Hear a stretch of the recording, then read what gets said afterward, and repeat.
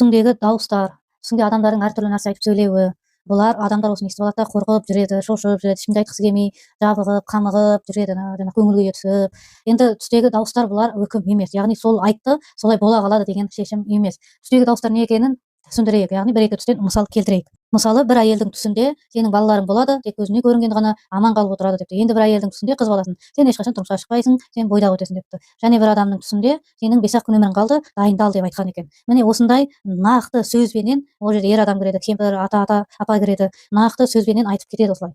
Нақты сөз естіген адам, әлбетте бұл жамандықты айтып тұр, сосын күні бойы бұл үлкен нәрсені айтып тұр, және адам күні бойы көңіл күйі түсіп жүреді. Біріншіден айта кететін нәрсе, Алла тағала адамның түсіне тек ол шамасы келе алатын нәрсені ғана береді. Яғни сіздің иманыңыз жарасқан болса, бұл нәрсеге иманыңыз ұстамды, ол нәрсені қабыл ететін болса, әлбетте бұл солай болады. Ал сіз енді иманыңыз қалай білесіз? Оразаны әрең ұстап, намазды той тағы бір уақыт келіп қалды ма деп әрең жүрген, нәпсіге беріліп қойған адам болсаңыз, бұндай илахи түстер сізге көру екіталай. Бірінші мәселе. Екінші мәселе, бұл түстегі көріп жатқан нәрселер нақты өмірде солай орындалады деген сөз емес. Яғни ол адамдар айтып жатқандай 5 күн ғана ғұмырың қалды деген сөзді білдірмейді. Тәжірибе жүзінде жасап көрсеңіз болады, әлбетте ол адамның айтқанын жаңағы жоққа шығарып, ой, бұл айта береді деп 5 күн өміріңізді жақсылап түсіріп, 6-шы күні Алланың қалауымен таңға аман есен тұрғаныңызды көресіз, көз жеткізесіз. Міне осы нәрсе. Бұл енді неден көріп жатыр? Егер онда ешқандай тағдырда орындалатын нәрсесі болмаса, бұл түсті неге көріп жатырмыз деген сұрақ. Бұл түс адамның өзінің ішкі сезімдері, адам өзінің ішкі қорқыныштарынан, әсерінен пайда болған түс болады. Яғни адам өзі осы нәрселерден шынымен қорқады деген сөз. Яғни бірінші сіз қорқасыз, одан кейін барып түс көресіз. Мысал ретінде жаңағы ешқашан тұрмысқа шықпайсың деген қыз бәлен жігітпен жүріп тастады, жолы болмады.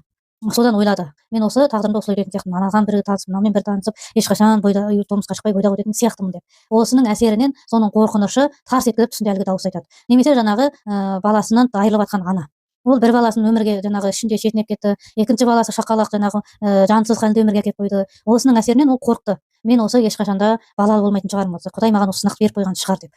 Осының әсерінен ол әлбетте түсінде сол қорқынышын түсінде көреді. Түсі оған, яғни өзінің қорқынышы түсінде жауап береді. Сен расымен де баласыз өтесің. Бірақ бұл жаңа айтқандай үкім емес, бұл әйелдің өзінің тұжырымы, өзінің тапқан басындағы сынақтардан өзінің тағдырына берген үкімі.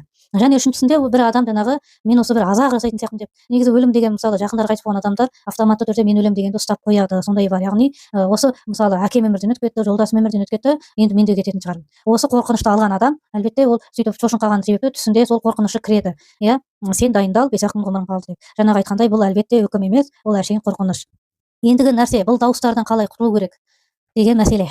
Енді бұл нәрсені мысалы мен айтып жатырмын, себебін. Егер бұл нәрседен сіз құтылғыңыз келсе, менің мына айтып жатқаныма сенуіңіз керек. Шынымен мен бірінші қорқып қалыппын ғой, бұл үкім емес екен ғой тағдырдың деген нәрсені алуыңыз керек. Осы нәрсені алған кезіңізде ғана сіздің миыңыз автоматты түрде бұл нәрсені жоққа шығарып, басқа дүниелерді істей бастайтын боласыз. Ал енді бұл сөз жеткіліксіз болса да, жоқ, сенде ешқандай аргумент жоқ дәлелге, мен жаңағы шынымен осылай болып қалады деген нәрсені айтатын болсаңызшы, сенбеу. Ондай жағдайда әлбетте садақа бересіз, садақа беру. Сенбесеңіз садақа беріп бұл нәрседен құтыласыз. Садақа бәлені қайтарады дейді осы нәрсе. Одан кейін және айтатын нәрсе, Алла тағала ешкімге көтере алмайтынын сынақ бермейді. Сіздің жүйкеңіз, сіздің ол нәрсені көтере алмайтын болса, бұл сіз бекер көріп жатсыз деген сөз. Яғни жаңағы айтқандай, мысалы сіз дайын болатын адам болсаңыз, онда әлбетте. Бірақ бір нәрсені алыңыз. Неге сіздің өміріңізге түсіңізде ондай бақытсыздықты айту керек? Демек шешім шығару үшін айтып жатыр бұл. Яғни сіз шешім шығару керексіз бұл нәрседен. Мен ешқашан да тұрмысқа шықпаймын. Неге? Себебін іздеу керексіз. Менің балаларым бірінен соң бірі шетіней береді. Неге? Тағы да себебін іздеу керексіз. Яғни мен неге 5 күннен соң өлім керек? Осының себептерін іздеу керексіз. Әлбетте соңғы күрделі нәрсе, бір нәрсені білейік, өлім мәселесінде. Адамның 85-тен жасы аспаған, 75-тен жасы аспаған болса, өлімге алып баратын үлкен аурулары болмаса, өлімнен қорқуы бекершілік. Ал енді жазмыш апат аяқ асты келген. Бұл нәрселер бізді айтып түсімізге ескертіп келмейтін белгілі нәрсе. Сондықтан садақа деп айтқанбыз. Яғни соңғы мәселеде бұл әлбетте садақа беріліп, дұға тілек, құрбандық, бір жақсы көретін кейін біреуге бер деген сияқты, Аллахым бұдан соң маған қайырлы ғұмыр бер деп дұға тілеген дұрыс. Қорыта айтқан кезде мынандай түсінде негатив дауыстар айтатын адамдар, бұл негативті мен неге естіп жатырмын деп себебін іздеп, және де сол себепті түпкілікті жоюы тиіс. Себебі адам баласына ондай нәрселер сен бақытсыздыққа ұшырау үшін емес, керісінше дамып, жетіліп отыру үшін беріледі. Мысал келтірсек, тозақ, жәннат аяттары. Тозақ, анандай тараздан жегендер тозаққа түседі, зина қылғандар тозаққылар, өтірік айтқандар тозаққылар, намаз оқымағандар тозаққылар деп. Яғни бүкіл адамдар тозаққа барады деген сөз емес бұл. Сен керісінше намаз оқы, таразыдан жеме, өтірік айтпа деген сияқты нәрсеге келтіреді. Міне, түстің де осындай нәрсесі бар. Яғни түсіңе келіп жатқан кез келген жамандық нәрсе бұл сені жақсылыққа шақырушы.